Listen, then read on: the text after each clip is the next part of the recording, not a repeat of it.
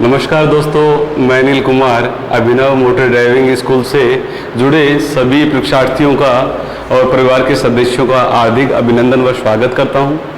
कल हमने पढ़ा था इंजन के वर्गीकरण के बारे में, ठीक है, हीट इंजन जो है उसके वर्गीकरण के बारे में, ठीक है। तो हीट इंजन का जो वर्गीकरण था हमने दो तरीके से देखा कि इसको दो तरीके से डिवाइडेशन हम कर सकते हैं, बांट सकते हैं, ठीक है। तो जो पहला था एक्सटर्नल कंबशन इंजन अर्थात बाह्य दहन इंजन। कौन सा? बाह्य दहन इंजन, ठीक है। इसे आप बोल सकते हैं बाह्य दहन इंजन, ठीक है। बाह्य दहन इंजन क्योंकि आपने देखा हो रेलवे का जो इंजन होता है उसके अंदर, फिल्मों में भी आपने देखा है अक्सर, तो उसमें जो आग लगी रहती है, आग फायर के लिए एक बॉक्स वहाँ बना रहता है, वहाँ कोल डालते हैं और उसके ऊपर एक बॉयलर होता है जिसमें वाटर रहता है, पानी रहता है, ठीक है। तो वहाँ से क्या है कि उसको जब वो आग मिलती है, तपत मिलती है टेम्परेचर की वजह से, तो वहाँ वो पानी वेपराइज्ड होता है, ठीक है, वाष्पीकृत होता है और उस वाष्प को इंजन की शक्ति के रूप में लिया जाता है। तो वहाँ हमको फ्यूल जलते हुए दिखाई दे रहा है, तो वो क्या कहलाता है? एक्सटर्नल कंबशन इंजन कहलाता है। बात करें इंटरनल कंबशन इंजन की अर्थात आंतरिक दहन इंजन।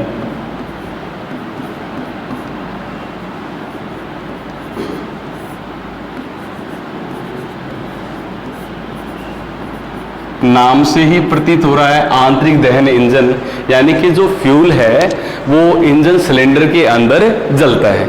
आपने कार देखी होगी, बस देखी है, स्कूटर, मोटरसाइकिल, कभी आपने देखा है फ्यूल जलते हुए? नहीं देखा, ठीक है। तो इसके अंदर जो होता है, जो फ्यूल होता है वो इंजन सिलेंडर के अंदर जलता है, इसलिए जो इंजन है क्या कहलाते हैं? आंतरिक दहन इंजन कहलाते हैं, ठीक है। अब देखिए एक्सटर्नल कंबशन इंजन और इंटरनल कंबशन इंजन, इनका भी डिवाइडेशन हो गया है, ठीक है। तो एक्सटर्नल कंबशन इंजन की बात करें, स्टीम इंजन, तो उदाहरण के तौर पर रेलवे जो है, रेलवे जो है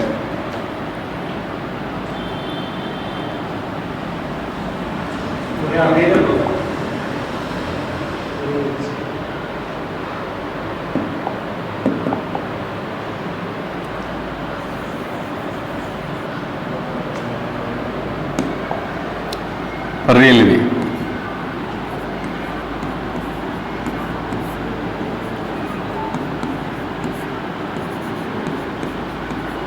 इसके उदाहरण की बात करें तो रेलवे का जो भाप इंजन है वो स्टीम इंजन कहलाता है।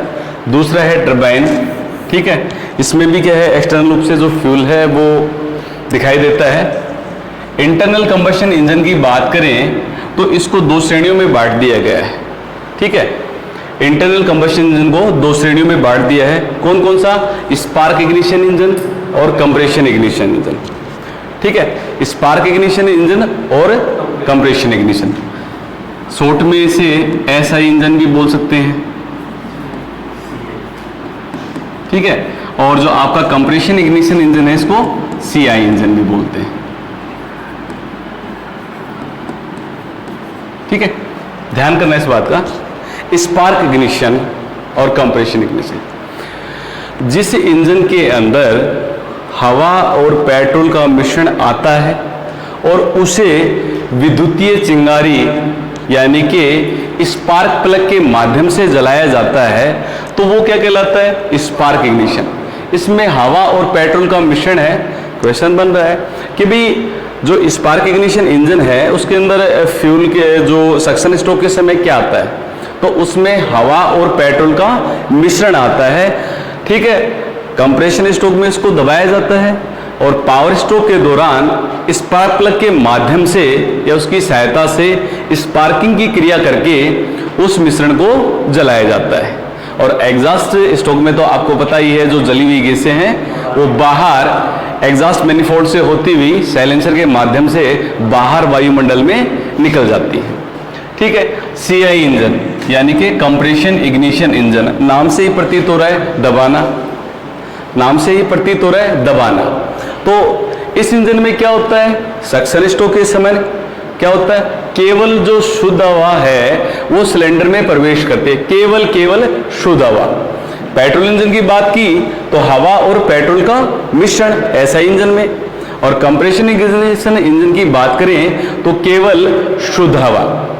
कंप्रेशन स्ट्रोक के दौरान उस हवा को दबाया जाता है, पावर स्ट्रोक के दौरान उस हवा पर, गर्म हवा पर लगभग जो टेम्परेचर है कंप्रेशन स्ट्रोक के दौरान 500 से 600 डिग्री सेंटीग्रेड हो जाता है, और गर्म हवा पर जब कंप्रेशन स्ट्रोक के अंत में इंजेक्टर के माध्यम से जब डीजल का स्प्रे होगा तो स्वाभाविक सी बात है आग लगेगी तो गैसें फैलेंगी, और गैसें फैलेंगी तो पिस्टन पर दबाव डालेंगे, और पिस्टन पावर स्ट्रोक के अंदर है टीडीसी बीडीसी की ओर झटके से नीचे की ओर जाएगा, और चूंकि पिस्टन के साथ में क्या जुड़ी रहती है, कनेक्टिंग रोड, जो कि बिग एंड बेरिंग है वो क्रैंकशाफ्ट से जुड़ा रहता है। क्रैंकशाफ्ट को जब घुमा देगा तो संपूर्ण इंजन क्या हो जाएगा, गतिमान हो जाएगा, चलनेमान हो जाएगा।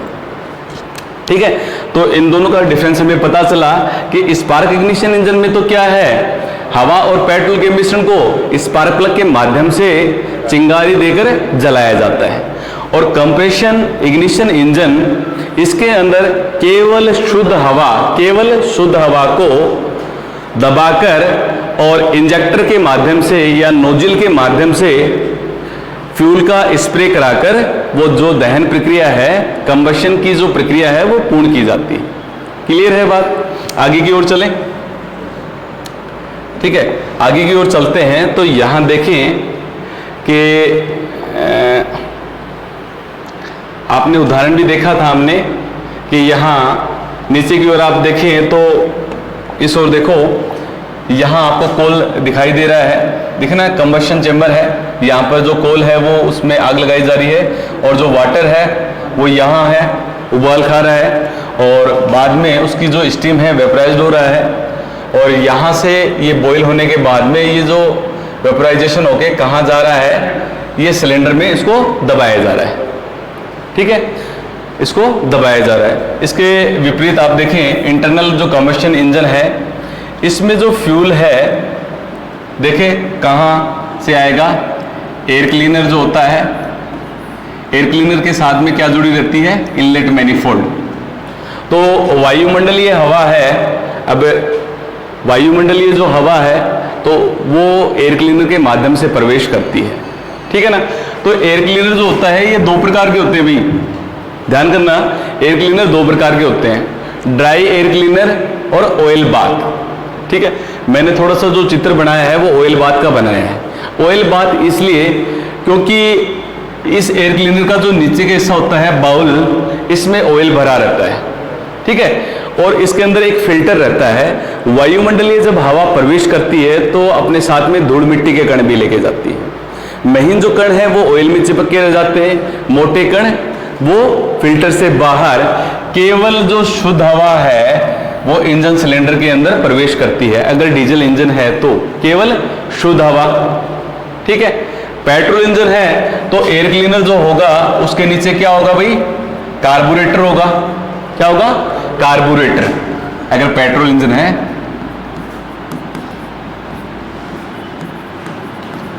ऊपर ये एयर क्लीनर होगा।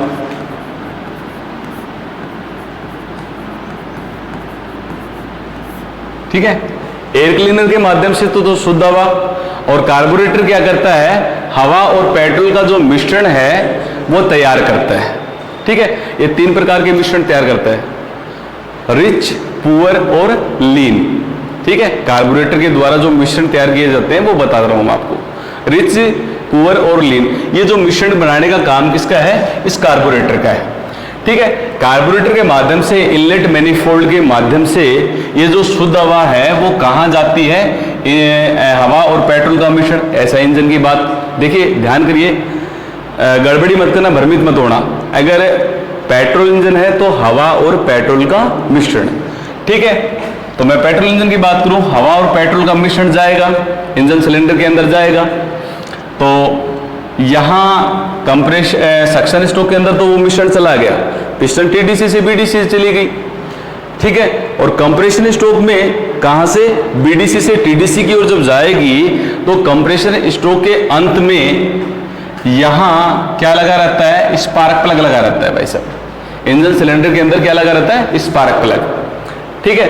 तो स्पार्क प्लग क्या करता है, विद्युतीय चिंगारी छोड़कर उस हवा और पेट्रोल के मिश्रण को जला देता है, जिससे इंजन को ताकत मिलती है, पावर मिलती है, ठीक है। आगे चलते हैं।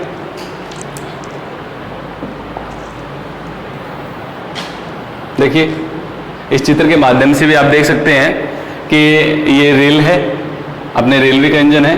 तो यहां आपको ये कोल दिखाई दे रहा है ना, दिख रहा है ना, देखिए ये कोल है, कोयला है, यहाँ ये कोयला है और ये कंबशन चेंबर है अर्थात दहन कक्ष। ये क्या है, दहन कक्ष।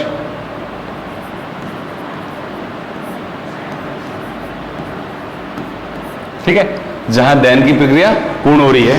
और इस दहन कक्ष के बाद में देखिए यहाँ क्या लगा हुआ है, ये बॉयलर है, तो यहाँ ये वाटर है। वाटर के बारे में जब उबलेगा तो उसमें से क्या बनेगी, वाष्प बनेगी, ठीक है ना। तो वो स्टीम के रूप में यहाँ बन रही है और वो कहाँ जाके दबाई जा रही है, इंजन सिलेंडर के अंदर।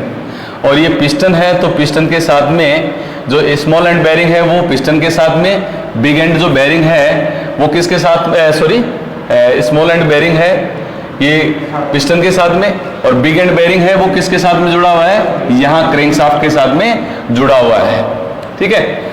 तो जब क्रैंकशाफ्ट घूम जाती है तो संपूर्ण इंजन क्या हो जाता है, चलनेमान हो जाता है, गतिमान हो जाता है। आगे देखें आप,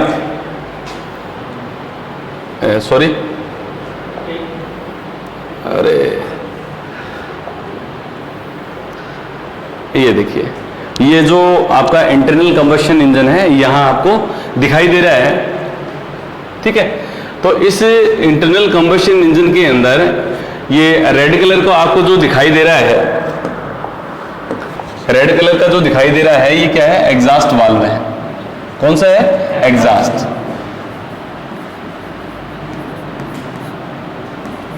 ठीक है, एग्जॉस्ट वाल्व है। और यहां आपको ये दिखाई दे रहा है ब्लू कलर का, तो ये कौन सा है, इनलेट, ठीक है, इनलेट वाल्व है। तो जब सक्शन की प्रक्रिया होती है तो इनलेट वाल्व है जो कि कहां व्यवस्थित है, ऊपर का जो हिस्सा रहता है इंजन का वो रहता है सिलेंडर हेड, ठीक है। कौन सा हिस्सा रहता है, सबसे ऊपर का जो हिस्सा रहता है इंजन का वो रहता है सिलेंडर हेड, सिलेंडर हेड।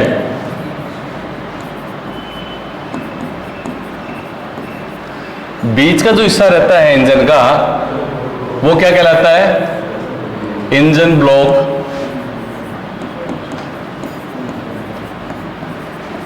या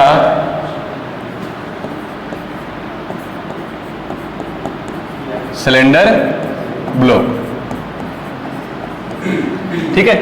इंजन का जो सबसे ऊपर का हिस्सा क्या कहलाता है, इंजन को 3 भागों में विभक्त किया है सिर्फ। सबसे ऊपर का जो भाग होता है, जो टुकड़ा होता है वो सिलेंडर हेड, बीच का जो हिस्सा होता है इंजन ब्लॉक या सिलेंडर ब्लॉक, और सबसे नीचे का जो हिस्सा रहता है जहां ऑयल भरा रहता है उस हिस्से को क्या बोला जाता है, ऑयल चैम्बर,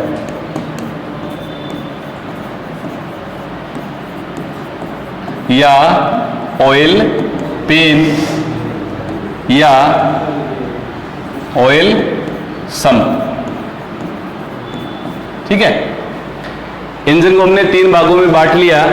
सबसे ऊपर का जो हिस्सा है सिलेंडर हेड, ठीक है, दूसरा जो हिस्सा है इंजन ब्लॉक, और सबसे नीचे का हिस्सा है वो ऑयल चैम्बर।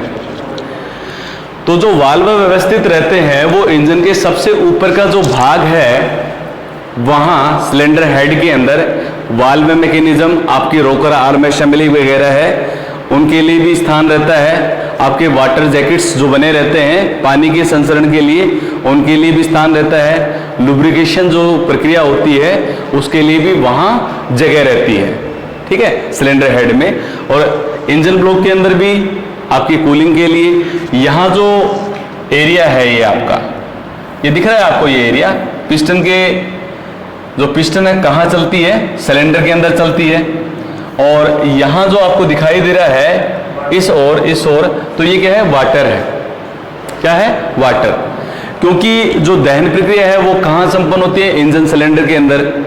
और उस गर्मी को जब अवशोषित नहीं किया जाएगा तो इंजन का जो टेम्परेचर है वो बढ़ जाएगा और इंजन ओवरहीट हो जाएगा। ठीक है, जिससे इंजन सीज हो सकता है। तो कूलिंग के माध्यम से इंजन को ठंडा किया जाता है। बात करें कूलिंग सिस्टम की, तो कूलिंग सिस्टम दो प्रकार का होता है। आपने बाइक, स्कूटर वगैरह में देखा हो तो सिलेंडर हेड और सिलेंडर ब्लॉक के बाहर पत्तियां सी कटी रहती हैं, जिन्हें बोला जाता है एयर फिन्स। और जब मैं बात करूं छोटे इंजनों की, तो जो उनका जो आवरण है वो जो बने रहते हैं वो एल्युमिनियम अलाय के बने रहते हैं। किसके बने रहते हैं, एल्युमिनियम अलाय। बात ध्यान रखना, अंदर का लेकिन जो उनका सिलेंडर जो होता है जहां पिस्टन चलता है वो कास्ट आयरन का बना रहता है। पूरा जो आवरण है वो किसका, एल्युमिनियम अलाय का। अंदर का जो है आपका सिलेंडर है कास्ट आयरन यानी कि ढलवा लोहा उसका बना रहता है। बड़े इंजनों की बात करें तो उनका जो ढांचा है वो बना हुआ है कास्ट आयरन से। किससे बना हुआ है, कास्ट आयरन से। तो बड़े इंजनों को ठंडा करने के लिए, क्योंकि काफ़ी लंबे ये इंजन चलते हैं, काफ़ी दूरी तय करते हैं, तो यहाँ इंजन को ठंडा करने के लिए वाटर जो होता है, पानी का सहारा लिया जाता है। तो कौन सी विधि का, जल शीतलन विधि यानी कि वाटर कूलिंग सिस्टम। और छोटे इंजनों के लिए एयर कूलिंग सिस्टम। ठीक है, तो देखिए सक्शन स्ट्रोक के समय शुद्ध हवा आ गई और पिस्टन जो है सिलेंडर से ऊपर से नीचे चल गया और कंप्रेशन में उस पर दबाव बना। और यहाँ स्पार्क प्लग के माध्यम से क्या होता है, ये जो पिस्टन का ऊपर का जो हिस्सा है, कंबशन की जो क्रिया है यहाँ होती है। ठीक है, यहाँ वो मिश्रण है वो जल जाता है, इंजन को पावर मिलती है। पिस्टन टीडीसी से बीडीसी की ओर चलकर जो आपकी क्रैंकशाफ्ट होती है उसको रोटेट कर देता है, तो इंजन क्या हो जाता है, गतिमान हो जाता है। ठीक है, चलो आगे चलते हैं। ठीक है, हमने कल भूमिका को इसके बारे में जाना था कि जो आविष्कार की जब बात करें, इंजन की आविष्कार की बात करें, तो इसका जो श्रेय है किनको जाता है, इनका जो श्रेय है ऑटो। ठीक है सर, ऑटो को जाता है, जो जर्मन इंजीनियर थे, एक वैज्ञानिक थे।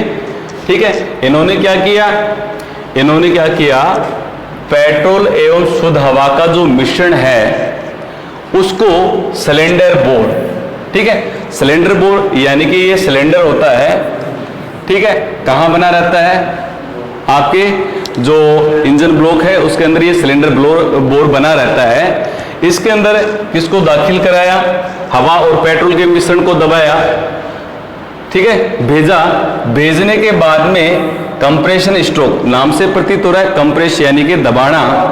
कंप्रेशन स्ट्रोक के दौरान उसको क्या किया, कंबशन चेंबर है, पिस्टन का जो ऊपर का हिस्सा होता है, कंबशन की क्रिया कहाँ होती है, पिस्टन के ऊपर के हिस्से में, तो यहाँ क्या है, वो कंबशन चेंबर बना रहता है।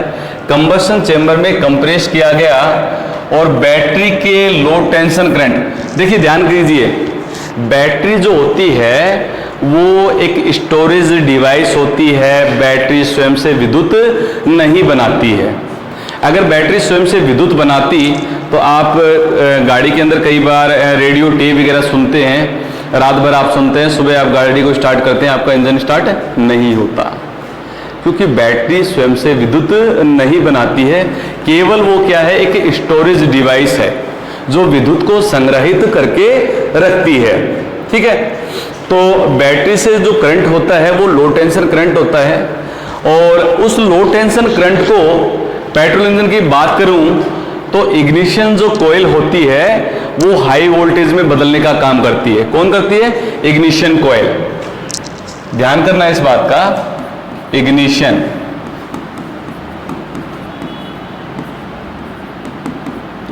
इग्निशन कोयल है जो बैटरी के द्वारा जो करंट आता है उसको हाई वोल्टेज में बदलने का काम करता है। इग्निशन कोयल के बाद में ये जो करंट है कहाँ जाता है, डिस्ट्रीब्यूटर को, कहाँ जाता है? डिस्ट्रीब्यूटर को। और डिस्ट्रीब्यूटर से एसटी लीड है, हाई टेंशन करंट लीड। ध्यान कीजिएगा, बैटरी से जो कनेक्शन आ रहा है इग्निशन कॉइल को, तो जो लीड है वो क्या है? लो टेंशन लीड है, एलटी लीड आती है। और इग्निशन कॉइल से आगे की ओर जो लीड जाती हैं, जैसे डिस्ट्रीब्यूटर से स्पार्क प्लग को, तो वो रहती है हाई टेंशन करंट लीड। जो स्पार्क प्लग होता है, मैंने आपको बताया था कि कहाँ लगा रहता है? इंजन सिलेंडर में ऊपर की ओर, पिस्टन के ऊपर, ठीक है, सिलेंडर के अंदर जो स्पार्किंग की क्रिया करती है। तो इसको जो लीड आती है वो कौन सी आती है? ST lead, high tension current lead, ठीक है। तो बैटरी की लो टेंशन करंट को हाई वोल्टेज में बदलने का काम किसका है? इग्निशन कॉइल, और इग्निशन कॉइल के बाद में डिस्ट्रीब्यूटर का, ठीक है। जो आपका जो करंट है उसको जिस स्पार्क प्लग को चाहिए, जैसे 3 सिलेंडर इंजन है, मान लीजिए कि 3 सिलेंडर इंजन है, तो उसमें जो फायरिंग ऑर्डर होगा 1, 3 और 2, तो इनको जो करंट पहुंचाने का काम करेगा वो कौन करेगा? डिस्ट्रीब्यूटर। किसके माध्यम से? एसटी लीड के माध्यम से, ठीक है। तो यहां आपने देखा कि लो टेंशन करंट को हाई टेंशन में तब्दील करके, आगे ना बात कि लो टेंशन करंट को किसमें? हाई टेंशन करंट में तब्दील करके स्पार्क प्लग के द्वारा स्पार्क देकर, यानी कि स्पार्क प्लग के द्वारा स्पार्किंग की क्रिया कराकर, इसको ध्यान थोड़ा सा मिसप्रिंट है, स्पार्क प्लग के द्वारा स्पार्किंग की जो क्रिया कराकर क्या किया जाता है? मिश्रण जो है वो कंबशन चेंबर, कहाँ? कंबशन चेंबर जो होता है उसका प्रेशर बढ़ता है, ठीक है। और वहां तापमान बढ़ने से क्या हुआ कि वहां जब हवा और पेट्रोल के मिश्रण पर विद्युतीय चिंगारी छोड़ दी, तो टेम्परेचर है लगभग, ये मान लो कि गैसों का जो तापमान है 800 डिग्री सेंटीग्रेड से 1000 डिग्री सेंटीग्रेड के करीबन हो जाता है जलने के बाद में, ठीक है। पेट्रोल इंजन की बात करूं तो ये जो मिश्रण है इस तरीके से हो जाता है, और वो मिश्रण जलते ही क्या करेगा? पिस्टन पर दबाव डालेगा और पिस्टन झटके से नीचे की ओर आएगी और क्रैंकशाफ्ट को मूव करेगी। पिस्टन के द्वारा जो गति की जाती है उसे क्या बोला जाता है भाई? रेसिप्रोकेटिंग मोशन, अर्थात प्रत्यागामी गति। उस प्रत्यागामी गति को घूर्णन गति में बदलने का काम किसका है? क्रैंकशाफ्ट का। क्वेश्चन बनता है, ध्यान कीजिएगा इस बात पे कि पिस्टन के द्वारा जो गति की जाती है सिलेंडर के अंदर डीडीसी से बीडीसी, तो वो कहलाती है प्रत्यागामी गति, अर्थात रेसिप्रोकेटिंग मोशन। और उसको घूर्णन गति यानी कि गोल गति में बदलने का कार्य किसका है? क्रैंकशाफ्ट का, ठीक है। तो यही सारी बातें हैं इसके अंदर बताई गई हैं। चलो आगे चलते हैं। हमने पढ़ा था कि टीडीसी और बीडीसी के बारे में पढ़ा था। तो टीडीसी क्या है? एक बार वापस से इस बात को देख लेते हैं हल्के से रूप में। सॉरी, जो पिस्टन का सबसे ऊपर का जो हिस्सा,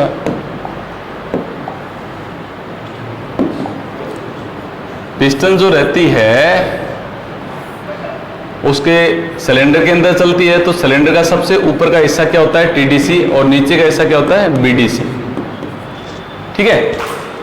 तो टीडीसी सिलेंडर हेड में पिस्टन हेड का वह स्थान जो पिस्टन हेड के ऊपर की हरकत के दौरान सिलेंडर के सबसे नजदीक होता है। अब पिस्टन का जो ऊपर का हिस्सा है यहां सबसे नजदीक है टीडीसी के, ठीक है।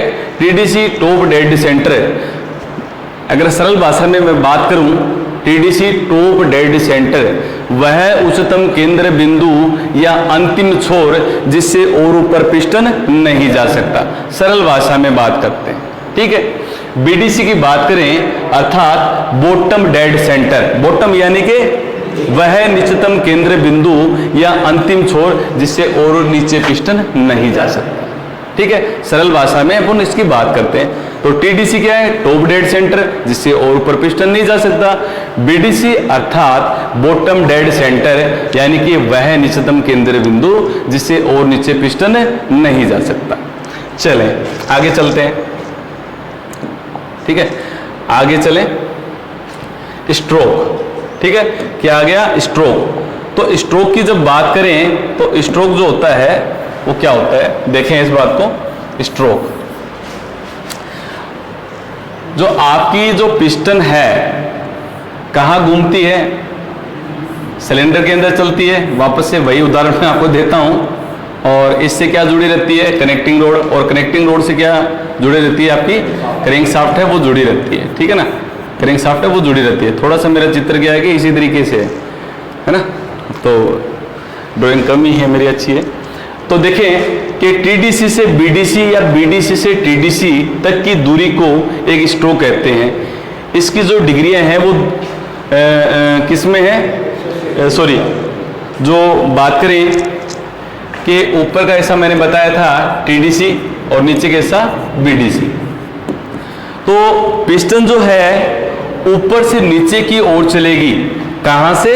ऊपर से नीचे की ओर चलेगी, टीडीसी से बीडीसी। तो जो क्रैंकशाफ्ट का जो मूव होता है वो 180 डिग्री यानी कि 180 डिग्री पर क्रैंकशाफ्ट क्या हो जाती है? घूम जाती है। कहने का मतलब सीधा सा आधा चक्कर घूम जाती है। ये डिग्रियों में है ये बात, ठीक है। तो यहां स्ट्रोक की बात हो रही है। तो पिस्टन के द्वारा, सरल शब्दों में देखें, पिस्टन के द्वारा टीडीसी से बीडीसी या बीडीसी से टीडीसी तय की गई दूरी एक स्ट्रोक कहलाता है, ठीक है। सक्शन स्ट्रोक में कहां चलेगी पिस्टन? टीडीसी से बीडीसी की ओर, कंप्रेशन में बीडीसी से टीडीसी की ओर, और पावर में टीडीसी से बीडीसी की ओर। और जो अंतिम स्ट्रोक होता है एग्जॉस्ट, इसके अंदर कहां से चली? इसमें बीडीसी से टीडीसी की ओर, ठीक है। तो सीधा आप समझ गए होंगे मेरे अनुसार स्ट्रोक किसे कहते हैं, टीडीसी बीडीसी, ये थोड़े टेक्निकल टर्म्स थे। चलो आगे चलते हैं, ठीक है।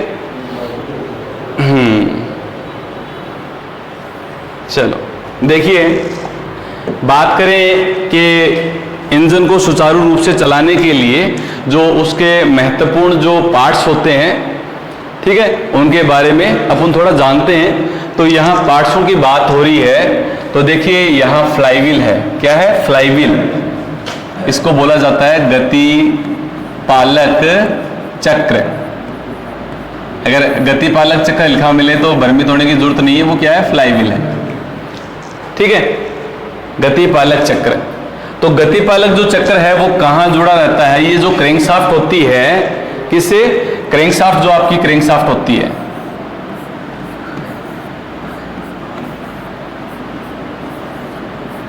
क्रैंकशाफ्ट का जो पीछे का जो हिस्सा होता है रियर एंड, रियर एंड जो होता है वहां आपका ये फ्लाईव्हील जुड़ा रहता है। और इसके ऊपर क्या बना रहता है? रिंग गियर है वो चढ़ा रहता है। क्या चढ़ा रहता है? रिंग गियर, ठीक है। और इसके जो अग्रभाग पर क्या रहता है? वाइब्रेशन डैम्पर पुली। क्या रहता है? वाइब्रेशन डैम्पर पुली, ठीक है। तो वाइब्रेशन डैम्पर पुली पे आपने देखा हो कि फैन बेल्ट वगैरह है वो चढ़ा रहता है। इंजन का सबसे अग्रभाग है, फैन बेल्ट है। फैन बेल्ट के बाद में आपने देखा हो कि इस और आपका अल्टरनेटर पुली रहती है। हाँ बिल्कुल, फैन बेल्ट है, अल्टरनेटर पुली है, फैन पुली है, तो उसके साथ में वो जुड़ा रहता है। इनको रोटेट करने का काम इसी का है। दूसरा, अगर बात करें कि इसको जो वाइब्रेशन डैम्पर पुली है, आपकी जो क्रैंकशाफ्ट है इसको केंद्र में रखने का काम भी करता है, क्योंकि वाइब्रेशन होता है इसके अंदर। स्ट्रोक जब होते हैं तो आपको पता है दहन जो प्रक्रिया होती है, सारे जो झटके सहन करने पड़ते हैं, किसको सहन करने पड़ते हैं? क्रैंकशाफ्ट को, ठीक है। तो उस वाइब्रेशन को कम करने के लिए आगे की ओर तो क्या लगा हुआ है? वाइब्रेशन डैम्पर पुली, जिसे हिंदी में बोला जाता है कंपन अवमंदक। और पश्चिम भाग यानी कि पिछले भाग पर क्या लगा रहता है? फ्लाईव्हील, और जिस पर रिंग गियर चढ़ा रहता है। आपने देखा हो कि यहाँ इंजन के साइड में 2 बोल्टों के द्वारा क्या जुड़ा रहता है? सेल्फ स्टार्टर जुड़ा रहता है। क्या रहता है? सेल्फ स्टार्टर रहता है। आप जब इग्निशन स्विच स्टार्ट करते हैं तो सेल्फ स्टार्टर को करंट पहुंचता है। इसके ऊपर एक सोलेनॉइड स्विच रहता है। क्या रहता है? इसके ऊपर एक सोलेनॉइड स्विच। तो इसको जो करंट है वो पहुंचता है, वो स्टार्टर मोटर को देता है। तो इसका जो पिनियन है आगे बढ़कर इस रिंग गियर से क्या हो जाता है, मैश हो जाता है, और इंजन कहेंगे वो क्या कहलाएगा, एग्जॉस्ट वाल्व है। ठीक है, जहां से शुद्ध हवा अंदर प्रवेश करती है इनलेट वाल्व है, और जो दूषित गैस बाहर निकलने का कार्य संपन्न होता है वो एग्जॉस्ट वाल्व है। ठीक है, एयर क्लीनर। ठीक है, एयर क्लीनर क्या है, एयर क्लीन यानी कि हवा को साफ करने की प्रक्रिया जिसके द्वारा संपन्न होती है, हवा को साफ करने के लिए जिसके माध्यम से हवा को शुद्ध या साफ करके इनलेट मैनिफोल्ड के माध्यम से सिलेंडर के अंदर भेजा जाता है। तो उसको साफ करने की जो प्रक्रिया जो कर रहा है स्टार्टिंग में, वो किससे हो रही है, एयर क्लीनर से।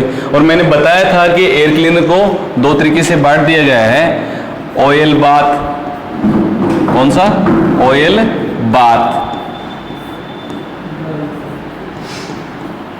और दूसरा है ड्राई।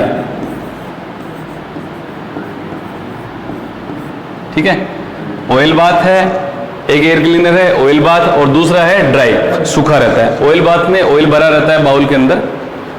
ठीक है, और अंत में देखिए स्पार्क प्लग, जो हवा और पेट्रोल के मिश्रण को जलाने की जो काम है वो किसके ऊपर है, स्पार्क प्लग के ऊपर है। ठीक है, आई होप मेरी बातों को आप समझ गए होंगे। चलो तो इसी तरह पे हम आगे चलते हैं। हाँ बताइए। बिल्कुल, अल्टरनेटर जो होता है उसका कार्य क्या है, यांत्रिक ऊर्जा को विद्युत ऊर्जा में परिवर्तित करने। पहले अल्टरनेटर के स्थान पर डायनेमो का प्रयोग किया जाता था, लेकिन जो डायनेमो हुआ करता था वो एक तो साइज में बड़ा था, साइज में बड़ा था, दूसरा कि भाई उसमें तांबे की वाइंडिंग वगैरह भी ज्यादा लगती थी तो कॉस्टली भी था। ठीक है, तीसरी बात जगह ज्यादा भी घेरता था, मैं डायनेमो की बात कर रहा हूं। और चौथी बात, जब गाड़ी की कम ज्यादा स्पीड होती, गाड़ी बैटरी को प्रॉपर तरीके से चार्ज नहीं कर पाता था। ठीक है, तो वर्तमान समय में डायनेमो के स्थान पर जो अल्टरनेटर है उसका प्रयोग किया जाता है। बैटरी को चार्ज, बिल्कुल, अल्टरनेटर जो है, एक क्वेश्चन इस तरीके से थोड़ा सा भ्रमित आपको किया जा सकता है कि भाई हमें जो डायनेमो है वो डायरेक्ट करंट देता है और हमें गाड़ियों के अंदर चाहिए डायनेमो भी, लेकिन अल्टरनेटर नाम से प्रतीत हो रहा है एसी करंट, एसी करंट देता है। ये तो सही नहीं है, गलत नहीं है, गलत है। तो मैं आपको बता दूं कि अल्टरनेटर के अंदर एसी को डीसी में कन्वर्ट करने के लिए डायोड लगे रहते हैं। क्या रहते हैं, डायोड या सिलिकॉन रेक्टिफायर, जो एसी को डीसी में कन्वर्ट करते हैं। साइज में छोटा है, जगह कम घेरता है। ठीक है, कैसी भी परिस्थिति हो बैटरी को अच्छी तरीके से चार्ज करता है, और तांबे की वाइंडिंग कम हो गई तो कॉस्ट में भी कम हो गया। इसलिए वर्तमान समय में डायनेमो के स्थान पर अल्टरनेटर का प्रयोग किया जाता है। चले आगे की ओर।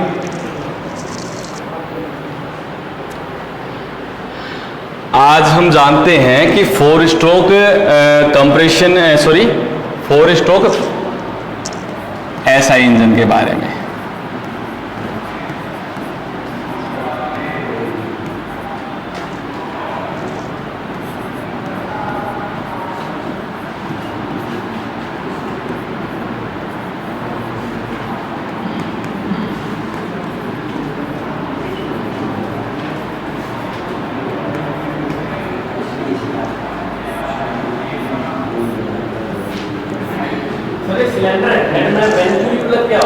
क्या देखो, वहां से क्या है कि जो हवा और पेट्रोल का मिश्रण जो भेजने का वेंचुरी होल से वहां से वो भेजता है। ठीक है ना, तो वो इस तरीके से उसमें बना रहता है। ये रहता किस में है, वैसे आपका जो कार्बोरेटर होता है वहां वेंचुरी रहती है इसके अंदर, वहां से वो हवा और का पेट्रोल का मिश्रण बनाने का काम वहां भेजता है। ठीक है, तो चले अपन इसके ऊपर के स्ट्रोक की बात करें कि इंजन 4 स्ट्रोक इंजन की बात करें तो इंजन को चलाने के लिए महत्वपूर्ण 4 स्ट्रोक होते हैं, जिनमें से जो प्रथम जो स्ट्रोक है वो कौन सा स्ट्रोक होता है, सक्शन स्ट्रोक। कौन सा स्ट्रोक होता है, सक्शन।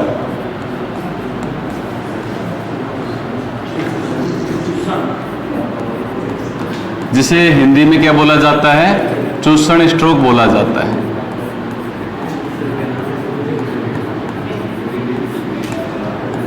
क्या बोला जाता है, चूषण स्ट्रोक। तो ध्यान कीजिए भाई कि इंजन को सुचारू रूप से चलाने के लिए, और मैंने आपको बताया था कि इंजन के अंदर ये मायने नहीं रखता कि 4 सिलेंडर इंजन है वही 4 स्ट्रोक इंजन होगा, बिल्कुल कतई नहीं, ऐसी बात नहीं है।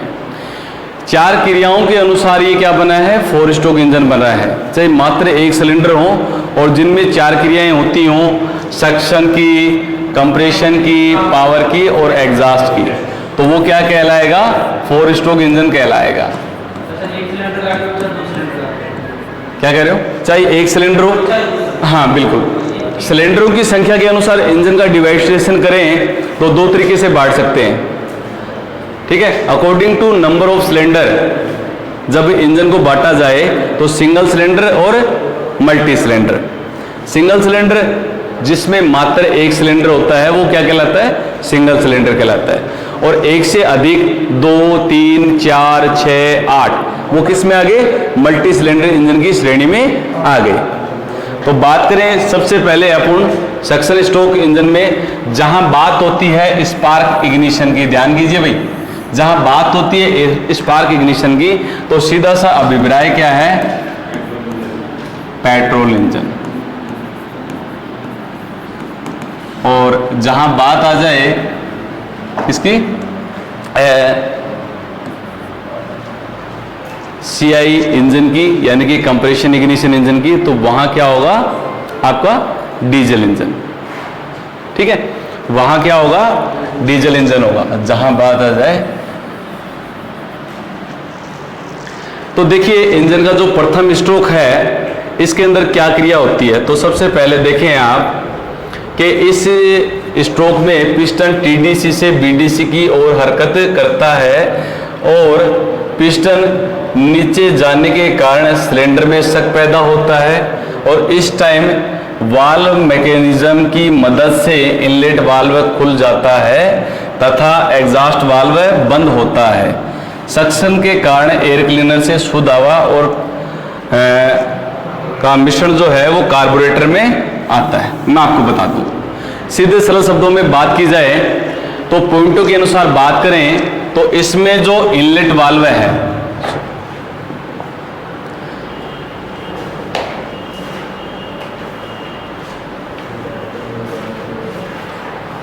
इसमें बात करें तो सीधे सरल शब्दों में बात करें कि पहले पॉइंट के अनुसार इनलेट वाल्व खुल जाता है,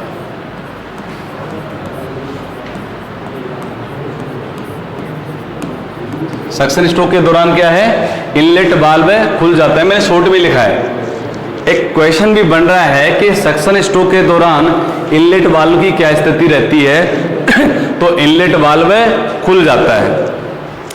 दूसरा पॉइंट, अगर थ्योरेटिकल रूप में आपको ध्यान नहीं हो रहा है, दूसरा पॉइंट एग्जॉस्ट वाल्व बंद रहता है।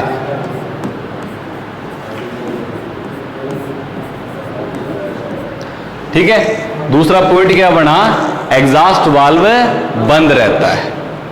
ठीक है, तीसरा पॉइंट क्या बना, ध्यान कीजिए भाई, जो पिस्टन है, क्या पिस्टन कहां से चलेगी, पिस्टन टीडीसी से बीडीसी,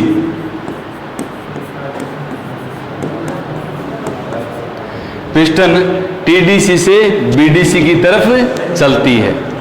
ठीक है, चौथा जो पॉइंट है वो है क्रैंक शाफ्ट।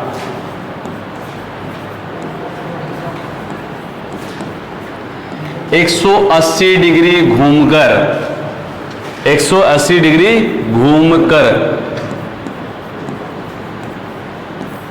आधा चक्र पूरा करती है। ठीक है, क्रैंकशाफ्ट जो होती है 180 डिग्री घूमकर आधा चक्र पूरा करती है। दूसरी एक शाफ्ट और होती है इसके अंदर जो रहती है केम शाफ्ट, केम शाफ्ट।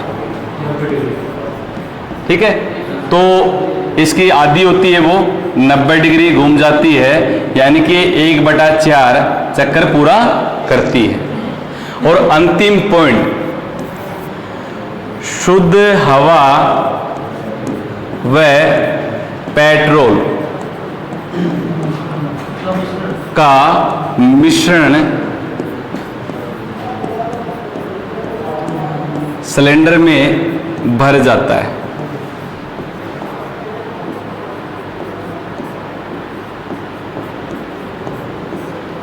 ठीक है, तो देखिए सक्शन स्ट्रोक के दौरान यही क्रियाएं होती हैं। मैंने आपको इसमें क्वेश्चन भी बना दिए हैं। आपसे पूछा जाए कि सक्शन स्ट्रोक के समय इनलेट वाल्व की क्या स्थिति रहती है, नोट कर लीजिए इसे, बहुत ही महत्वपूर्ण है। इनलेट वाल्व है, कौन सा वाल्व है, इनलेट वाल्व है। ठीक है, इनलेट वाल्व है, देखिए यहां लिखा हुआ है खुल जाता है, इनलेट वाल्व है खुल जाता है। ठीक है, दूसरा है एग्जॉस्ट वाल्व है बंद रहता है, एग्जॉस्ट वाल्व है बंद रहता है। आपसे क्वेश्चन ये पूछा जाए सक्शन स्ट्रोक के समय एग्जॉस्ट वाल्व की क्या स्थिति रहती है, आपने पढ़ा है बंद रहता है। ठीक है, तीसरा क्वेश्चन ये बन रहा है कि भाई पिस्टन की जो मूवमेंट है वो किस ओर रहती है, सक्शन स्ट्रोक के समय पिस्टन किस ओर चलती है। तो आपको सीधा सा पता चला कि पिस्टन कहां से चल रही है, टीडीसी से बीडीसी की ओर गति करता है। ठीक है, अगला क्वेश्चन, क्रैंक शाफ्ट 180 डिग्री घूमकर आधा चक्कर पूरा कर लेती है। ठीक है, क्रैंक शाफ्ट 180 डिग्री घूमकर आधा चक्कर पूरा कर लेती है। पांचवा जो पॉइंट है केम शाफ्ट, ये जो केम शाफ्ट है जिसका काम क्या है, वाल्वों को ऑपरेट करना, मेन काम तो यही है। इनलेट एग्जॉस्ट वाल्व है, इनको खोलने और बंद करने का काम जो दायित्व है किसके पास रहता है, केम शाफ्ट के पास में। 90 डिग्री घूमकर कितना, 1/4 चक्कर है वो पूरा कर लेती है। ठीक है, 1/4 चक्कर, नोट कर लीजिए इस बात को, है ना। तो जो क्वेश्चन है देखिए इन्हीं के अंदर से निकल के आ रहे हैं, बाहर से अपन को क्वेश्चन बनाने की जरूरत नहीं, थ्योरी के अंदर ही ये क्वेश्चन अपने आप निकल के आ रहे हैं। ठीक है,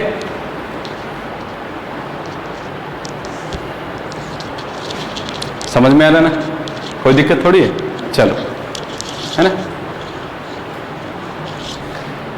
बताइए, हाँ बताइए, बिल्कुल बिल्कुल। देखो हाँ मैं बताऊं, ये जो खोलने और बंद करने का काम किसका होता है, केम शाफ्ट का। एक्चुअल में क्या होता है, केम शाफ्ट के ऊपर केम लोब होती है। ठीक है, क्या होती है, केम लोब लगी रहती है, तो वो केम लोब जो प्रेस करती है तो वो खुलते हैं और बंद होते हैं। भाई उसके सामने आ गई तो खुल गया, वापस वो घूम के नीचे की ओर जाएगी, बंद हो गया। तो एक तरीके से देखिए खोलने और बंद करने का जो दायित्व है वो किसके पास में, केम शाफ्ट के बाद में ही। देखिए बात करूं मैं आपके जो पेट्रोल इंजन के अंदर जो पहले एसी मैकेनिकल फ्यूल पंप हुआ करता था, तो उसको जो ऑपरेट करने का काम किसका था, बिल्कुल केम शाफ्ट का था। ठीक है, और बात करें कि जैसे आपका जो फ्यूल इंजेक्शन पंप है, जैसे डीजल इंजन में इनलाइन फ्यूल पंप वगैरह हैं, तो उनको ऑपरेट करने का काम भी किसका है, केम शाफ्ट का ही है। बिल्कुल बिल्कुल, और जो डिस्ट्रीब्यूटर होता है यानी कि वितरक, ठीक है, डिस्ट्रीब्यूटर यानी कि वितरक, उसी के माध्यम से जो स्पार्क प्लग को हाई टेंशन करंट है वो जाता है। ठीक है, वो वितरक के माध्यम से ही जाता है, तो उनको कौन सप्लाई करता है, डिस्ट्रीब्यूटर डिस्ट्रीब्यूट करता है उस करंट को। क्या कह रहे, केम शाफ्ट उसको रोटेट करती है, घुमाने का काम करती है। हाँ, उसके साथ में जो गेयरिंग है उसके साथ में जुड़ा हुआ है। बिल्कुल बिल्कुल।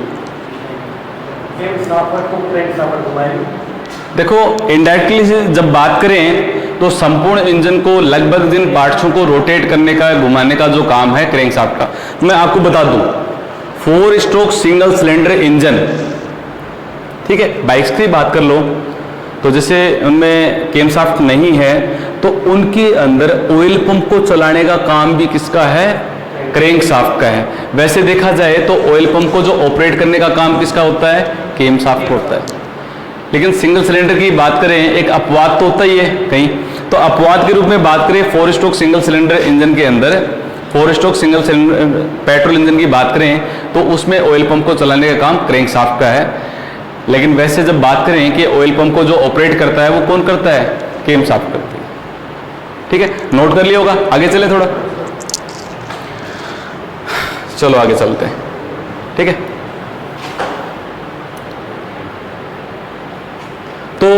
मैंने एक वो बात बताई थी, जो हवा और पेट्रोल का जो मिश्रण है वो कहाँ बनाया जाता है? कार्बोरेटर के अंदर, ठीक है। और कार्बोरेटर से इनलेट मैनिफोल्ड के माध्यम से वो सिलेंडर में पहुंच जाता है, ठीक है। ये बात आप समझ गए होंगे, ठीक है। मैंने पॉइंट में एक आपको शॉर्ट एंड स्वीट छोटी सी बात बता दी उसमें, ठीक है। याद भी रहेगा अच्छे से, कोई दिक्कत भी नहीं है। बिल्कुल, आगे चलते हैं इसी तर्ज पर।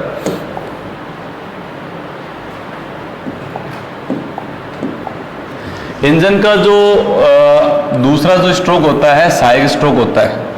मैं सहायक स्ट्रोक क्यों बोल रहा हूं, ध्यान करोगे मेरी बात पे। सहायक स्ट्रोक मैंने बताया था कि सक्शन, कंप्रेशन, पावर और एग्जॉस्ट, ठीक है। सक्शन, कंप्रेशन और एग्जॉस्ट ये इंजन के क्या हैं? सहायक।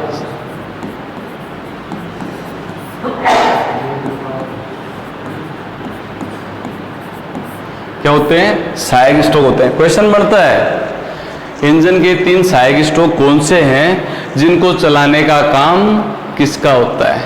किसका होता है भाई, बताएं जरा। बिल्कुल, बहुत अच्छा, आपने सही बताया। इनको जो ऑपरेट करने का जो काम है, इन 3 सहायक स्ट्रोकों को फ्लाईव्हील का काम है, ठीक है। क्योंकि पावर स्ट्रोक के दौरान, कहाँ? पावर स्ट्रोक के दौरान फ्लाईव्हील को इतनी ऊर्जा, इतनी ताकत मिल जाती है कि वो जो 3 सहायक स्ट्रोक है उन्हीं को पूर्ण कर देता है।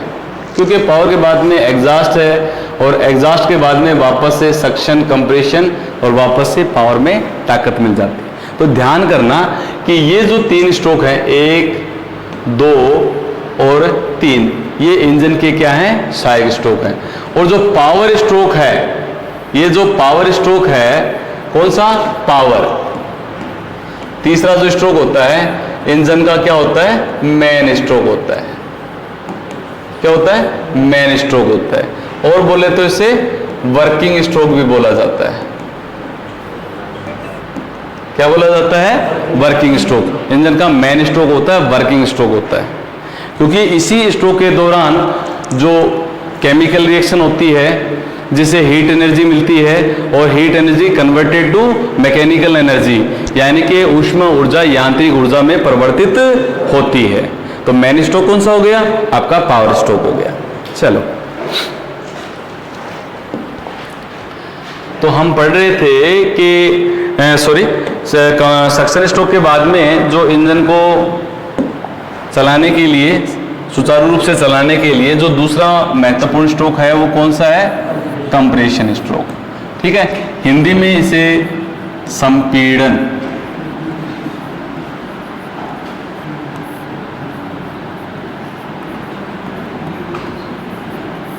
किसके नाम से जाना जाता है? संपीड़न स्ट्रोक के नाम से भी जाना जाता है, ठीक है। तो इस स्ट्रोक के दौरान क्या क्या कार्य संपन्न होते हैं? तो पहले तो मैं इसमें आपको एक थ्योरी की रीडिंग के रूप में बताता हूं, फिर आपको मैं पॉइंटेज में बताता हूं। इसमें क्या बताया गया है? इस स्ट्रोक के दौरान पिस्टन कहां से चलेगा? बीडीसी से टीडीसी, यानी कि बीडीसी कौन सा तल? नीचे का तल। बीडीसी से टीडीसी, ऊपर की ओर, नीचे से ऊपर की ओर, ठीक है। हरकत करता है, यानी कि चाल करता है। हरकत यानी कि मूवमेंट। और मैंने अभी बताया था कि पिस्टन के द्वारा कौन सी गति की जाती है? बताइए। बिल्कुल बिल्कुल बिल्कुल, यानी कि प्रत्यागामी।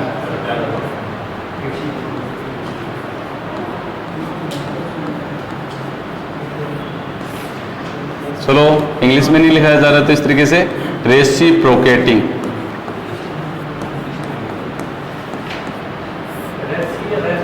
रेसिप्रोकेटिंग, ठीक है। टेक्निकल लैंग्वेज में क्या है कि छोटी मोटी थोड़ी सी जो गलतियां हैं वो नहीं मानी जाती है।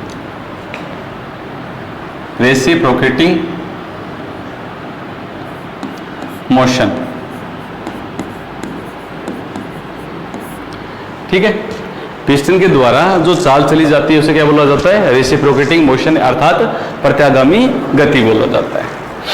तो हमने क्या देखा कि इसमें इस स्ट्रोक के दौरान पिस्टन बीडीसी से टीडीसी तो पहले स्ट्रोक में तो कहाँ चली थी पिस्टन? ऊपर से नीचे की ओर, ठीक है। और अब कहाँ आ गई थी पिस्टन? नीचे। दूसरे स्ट्रोक में तो कहाँ चलेगी? नीचे से ऊपर की ओर, बीडीसी से टीडीसी की ओर हरकत करता है, चाल करता है, मूवमेंट करता है, ठीक है। और वाल्व मैकेनिज्म की मदद से इनलेट व एग्जॉस्ट वाल्व दोनों बंद रहते हैं। तो ध्यान करें कि सक्शन की स्ट्रोक के समय इनलेट वाल्व खुला था और एग्जॉस्ट वाल्व बंद था। तो एग्जॉस्ट वाल्व बंद हो जाता है और एग्जॉस्ट वाल्व बंद रहता है, ठीक है। तो उसमें सक्शन स्ट्रोक के दौरान क्या किया गया था? हवा, शुद्ध हवा और पेट्रोल का जो मिश्रण था वो सिलेंडर में भरा गया था। अब जो दूसरा स्ट्रोक है, उस हवा और पेट्रोल के मिश्रण को कंबशन चेंबर के अंदर क्या किया जा रहा है? कंप्रेस करना, यानी कि उसको दबाया जा रहा है। तो स्वाभाविक सी बात है कि पहला जो सक्शन स्ट्रोक था तो उसमें पूरा आयतन हवा और पेट्रोल के मिश्रण से भरा हुआ था। अब कंप्रेशन स्ट्रोक में जब पिस्टन बीडीसी से टीडीसी की ओर चलेगी तो हवा और पेट्रोल के मिश्रण को क्या करेगी? कंप्रेस करेगी, दबाएगी। तो आयतन में कमी होगी और तापमान में वृद्धि होगी, ठीक है। तो तापमान क्या हो जाता है? बढ़ जाता है। तो उसमें क्या होता है कि तापमान जब बढ़ जाता है तो हमने देखा था कि सैद्धांतिक और प्रयोगात्मक में कुछ अंतर रहता है। वैसे प्रयोगात्मक की बात करें तो कंप्रेशन स्ट्रोक के अंत में ही कुछ डिग्री पूर्व स्पार्क प्लग के माध्यम से हवा और पेट्रोल के मिश्रण को जला दिया जाता है, लेकिन सैद्धांतिक में अपन ये बात करते हैं पावर स्ट्रोक के दौरान। तो इसमें आपने देखा कि शुद्ध हवा और पेट्रोल के मिश्रण को कंबशन चैम्बर में कंप्रेस किया जाता है, दबाया जाता है, ठीक है, इस स्ट्रोक में। और उसके बाद में जो आपकी क्रैंक शाफ्ट है, थोड़ा सा मिसप्रिंट है इसके अंदर, क्रैंक शाफ्ट है, इसके अंदर एक चक्कर है, ठीक है ना, एक चक्कर है, यानी कि 360 डिग्री, कितना? 360 डिग्री घूमकर, ठीक है, एक चक्कर पूरा कर लेती है। क्रैंक शाफ्ट 360 डिग्री घूमकर क्या कर लेती है? एक चक्कर पूरा कर लेती है। और दूसरी जो शाफ्ट है केम शाफ्ट, यानी कि 1/2, कितना घूम जाती है? 1/2, यानी कि 80 डिग्री घूम जाती है, ठीक है। देखो उसमें बता रखा है चलने की शक्ति फ्लाईव्हील से मिलती है। ये जो सहायक स्ट्रोक है, सक्शन, कंप्रेशन और एग्जॉस्ट, इनको चलाने की जो शक्ति है वो किससे मिलती है? फ्लाईव्हील। किससे मिलती है? फ्लाईव्हील, ठीक है, फ्लाईव्हील से मिलती है। अगर बात की जाए तो अगर देखा जाए कि पॉइंटों के रूप में इन्हें देखें तो पहला जो पॉइंट है वो क्या बना भाई? सॉरी,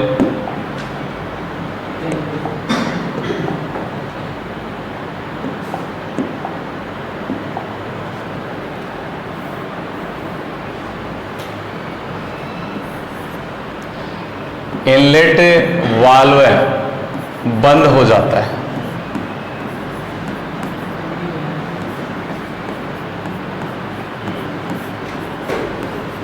इनलेट वाल्व बंद हो जाता है। मैंने इसलिए लिखा है बंद हो जाता है क्योंकि ये सक्शन स्ट्रोक के समय क्या था? खुला था, बंद रहता था, थोड़ी सी लैंग्वेज गलत हो जाती। तो इनलेट वाल्व क्या हो जाता है? बंद हो जाता है, ठीक है। एग्जॉस्ट वाल्व की क्या स्थिति रहती है? बिल्कुल बिल्कुल, बहुत अच्छे। तो एग्जॉस्ट वाल्व है, उसकी क्या स्थिति रहती है? बंद रहता है,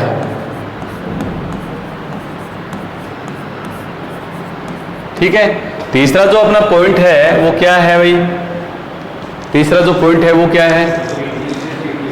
बिल्कुल बिल्कुल, जो पिस्टन है, बिल्कुल पिस्टन है, कहां से? बीडीसी से टीडीसी,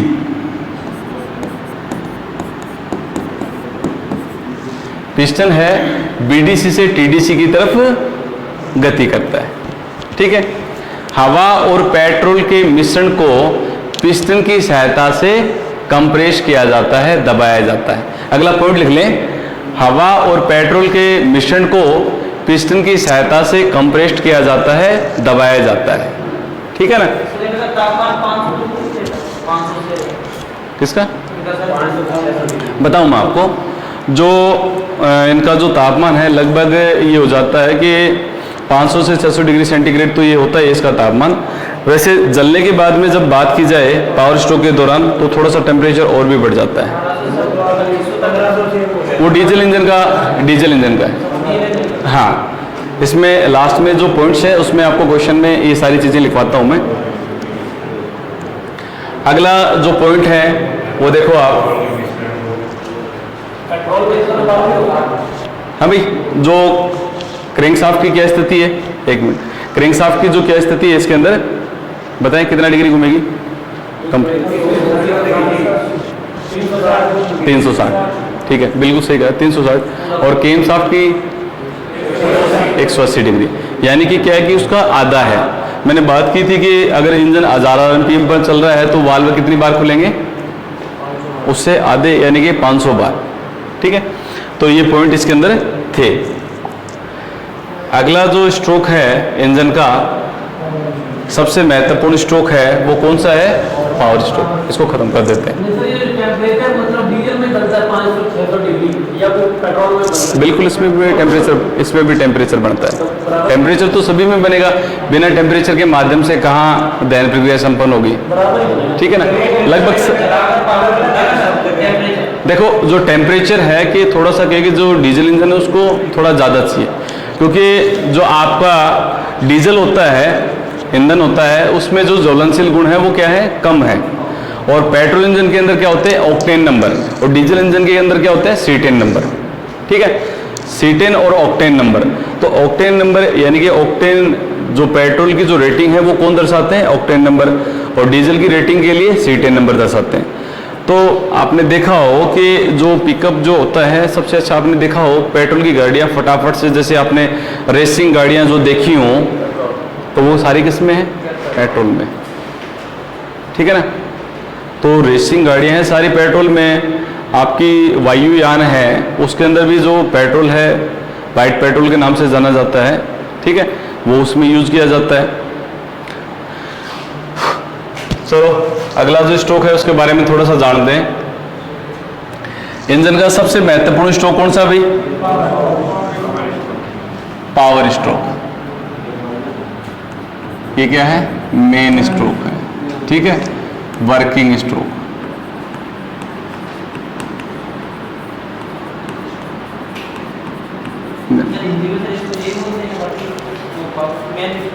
इंजन का सबसे शक्तिशाली स्ट्रोक, ठीक है ना, शक्तिशाली स्ट्रोक है, ठीक है ना, या फायरिंग स्ट्रोक भी आप इसको बोल सकते हैं, क्योंकि फायरिंग इसी स्ट्रोक के दौरान होती है। जो फायरिंग की क्रिया होती है वो भी इसी स्ट्रोक के दौरान होती है। तो इसमें क्या बताया, इस स्ट्रोक में वाल्व में मैकेनिज्म की मदद से इनलेट व एग्जॉस्ट वाल्व बंद रहते हैं, यानी कि इनलेट वाल्व बंद रहता है और दूसरा जो पॉइंट है एग्जॉस्ट वाल्व भी, एग्जॉस्ट वाल्व भी क्या लगाया मैंने इसमें? भी बंद रहता है।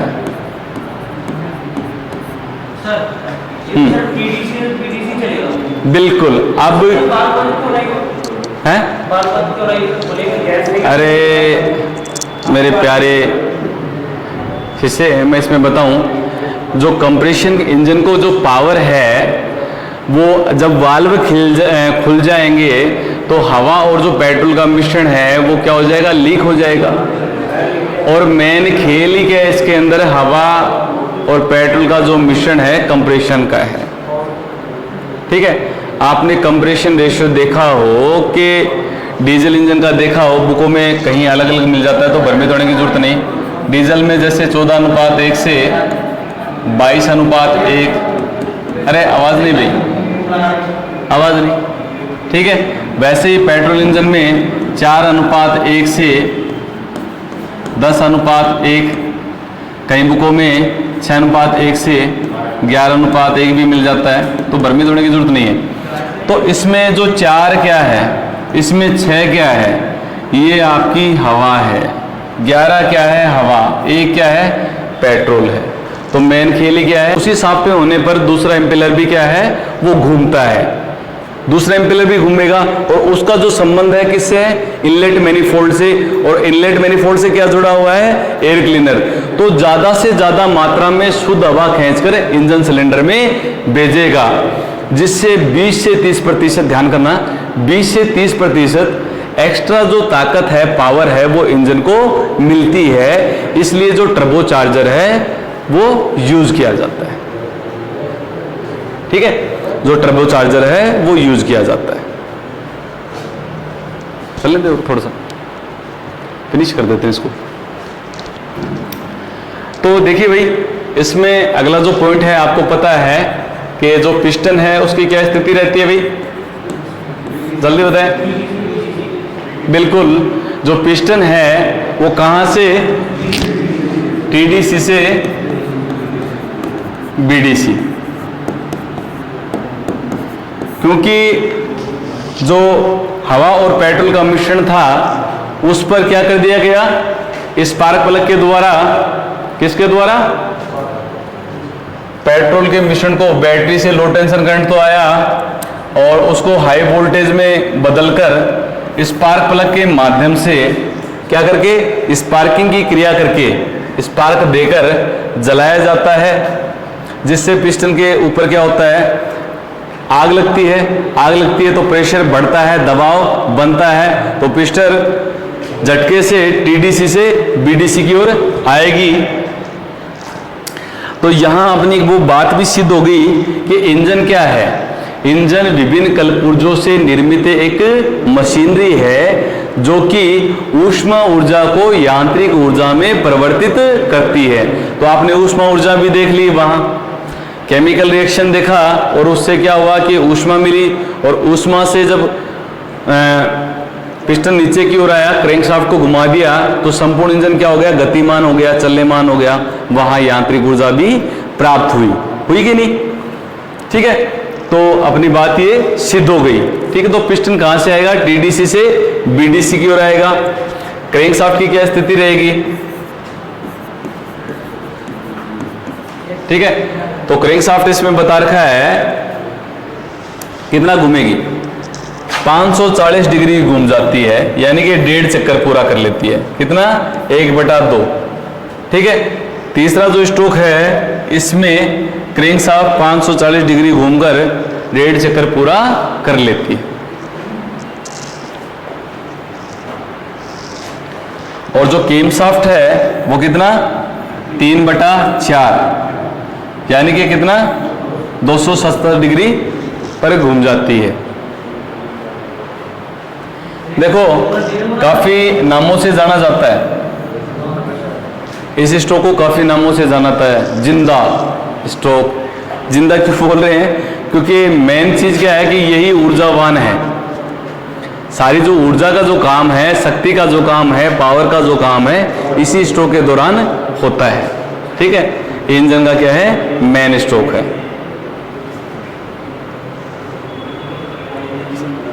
ठीक है, आगे चले अंतिम स्ट्रोक पे।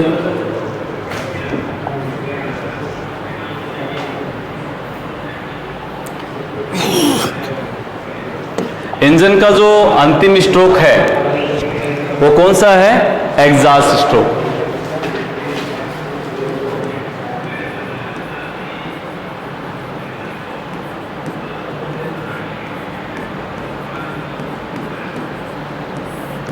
जिसे हिंदी में किस नाम से जाना जाता है, ये कौन सा है, चौथा स्ट्रोक अंतिम, रेचन। रेचन स्ट्रोक किसके नाम से जाना जाता है, रेचन स्ट्रोक के नाम से जाना जाता है। ठीक है, इंजन का अंतिम सहायक स्ट्रोक जो है वो कौन सा है, एग्जॉस्ट। आपने एग्जॉस्ट इसलिए बोल रहा हूं, आपने घरों के अंदर अपनी जो रसोई होती है उसमें देखा हो कि मम्मी है या अपने घर के जो भी सदस्य हैं कि मतलब खाना वाना बनाते हैं, उस टाइम पे जो छोंक लगता है तो तो वो एक छोक लगता है, तो उसके अंदर एक फैन लगा रहता है, उस फैन को हम एग्जॉस्ट फैन ही बोलते हैं। फैन तो ये भी लगे हुए, इन्हें भी फैन बोलते हैं, लेकिन उसको एग्जॉस्ट फैन क्यों बोल रहे हैं?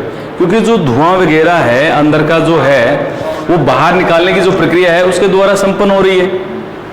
ठीक है, तो इस कई बार बोलते हैं कि सर आउटलेट वाल बोलने में बोल सकते हैं, लेकिन एक्चुअल में क्या है कि उनसे एग्जॉस्ट गैसेस बाहर निकल रही हैं। तो सुटेबल जो नाम है वो एग्जॉस्ट वाल्व है, एग्जॉस्ट स्ट्रोक, वो सुटेबल है। ठीक है ना, वो सही लगता है उस पर। तो देखिए इंजन का सबसे अंतिम सहायक स्ट्रोक जो है कौन सा है? एग्जॉस्ट स्ट्रोक है। तो इस स्ट्रोक के दौरान क्या होता है, मैं मोटे तौर पे बता दूं आपको पहले कि जो हवा और पेट्रोल का मिश्रण जो जलाया गया था हवा और पेट्रोल का मिश्रण जलाया गया था। एक बार मैं बैग में चल रहा हूं, थोड़ा सा यहाँ पावर स्ट्रोक में एक दो चीज नोट करवानी थी कि यहाँ आप ध्यान करना कि सबसे पहली चीज तो ये कि जली हुई गैसों का जो तापमान है, बात कर रहे थे आप, बोलते बोलते मैं चला गया था उस बात पे, मैंने आपको नोट नहीं करवाया था। जली हुई गैसों का जो तापमान है वो 800 डिग्री सेंटीग्रेड से 1000 डिग्री सेंटीग्रेड तक हो जाता है। ठीक है, क्या जलने के बाद? हाँ, जलने के बाद में पावर स्ट्रोक के अंदर उसका तापमान है 15 से 25 तक जाता है। हाँ, तो ये कौन सा है? देखो वो जो है डीजल इंजन जो है तो वो क्या है, हैवी कॉमर्शियल व्हीकल है, बड़े इंजन है। ठीक है, तो बड़ा प्रारूप है, और ये जो होते हैं छोटे इंजन रहते हैं, तो उनमें थोड़ा सा क्या डिफरेंस है। ठीक है ना, ये चीज है। तो जली हुई गैसों का जो तापमान है, किसका? जली हुई गैसों का जो तापमान, सॉरी, जली हुई गैसों का तापमान,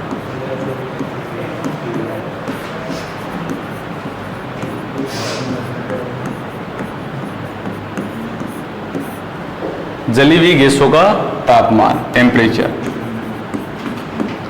कितना है? 800 से डिग्री सेंटीग्रेड से कितना? 1000 डिग्री सेंटीग्रेड। और इनका जो दबाव है, दूसरा जली हुई गैसों का दबाव, जली हुई गैसों का दबाव वो होता है 350 psi से 450 psi। ठीक है ना, psi में पाउंड प्रति स्क्वायर इंच में इनका जो प्रेशर है वो मापा जाता है। तो ये जो दबाव है, जली हुई गैसों का जो तापमान है वो तो कितना हो गया? 800 डिग्री सेंटीग्रेड से 1000 डिग्री सेंटीग्रेड, और जो जली हुई गैसों का जो दबाव है 350 psi से 450, 450 psi, 450। ठीक है, चले आगे, नोट हो गया psi, आगे समझे? पाउंड प्रति स्क्वायर इंच, पर बोल दो चाहे प्रति बोल दो उसको। ठीक है,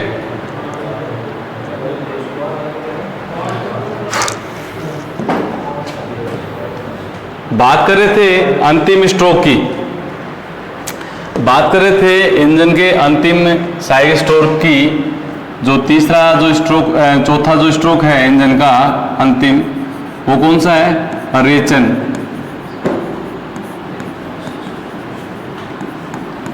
जिसे एग्जॉस्ट स्ट्रोक या रेचन स्ट्रोक के नाम से जाना जाता है, इंजन का अंतिम चौथा सहायक स्ट्रोक होता है। तो इस स्ट्रोक के दौरान क्या होता है, जो पिस्टन की स्थिति वो है वो बीडीसी से टीडीसी की तरफ मूव करता है। ठीक है, तो सीधा सा आप ये देखो, ध्यान करो मेरी बातों पे। इस स्ट्रोक के दौरान इनलेट वाल्व बंद रहता है। क्या रहता है? इनलेट वाल्व बंद रहता है। दूसरा, एग्जॉस्ट वाल्व खुल जाता है। बड़ी बात यह है कि जो इनलेट वाल्व है वो केवल सक्शन स्ट्रोक के समय खुलता है, और जो एग्जॉस्ट वाल्व है केवल एग्जॉस्ट स्ट्रोक के समय ही खुलता है, खुल जाता है। तीसरा जो पॉइंट है, पिस्टन कहां से चलेगी भाई? बिल्कुल बिल्कुल बिल्कुल, पिस्टन बीडीसी से टीडीसी की तरफ गति करता है, ठीक है।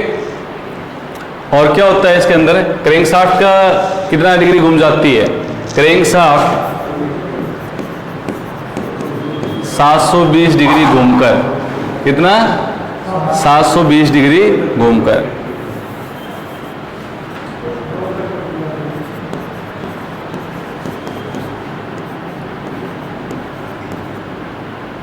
हाँ? कितना चक्कर पूरा कर लेती है? बिल्कुल 2 चक्कर पूरे कर लेती है, ठीक है ना। 720 डिग्री घूमकर 2 चक्कर पूरे कर लेती है। और केम जो शाफ्ट है उसका कितना चक्कर? 1 चक्कर घूमकर, यानी कि 360 डिग्री घूम जाती है, ठीक है। क्वेश्चन ये बनता है कि 4 स्ट्रोक इंजन में पावर, क्वेश्चन ये आ गया, 4 स्ट्रोक इंजन में पावर खालिस्तान मिलती है। ऑप्शन देखिए, 2 चक्कर, 1 चक्कर, आधा चक्कर, 4 चक्कर। तो आपने पढ़ा है तो सीधा सा ऑप्शन क्या हो गया? 2 चक्कर,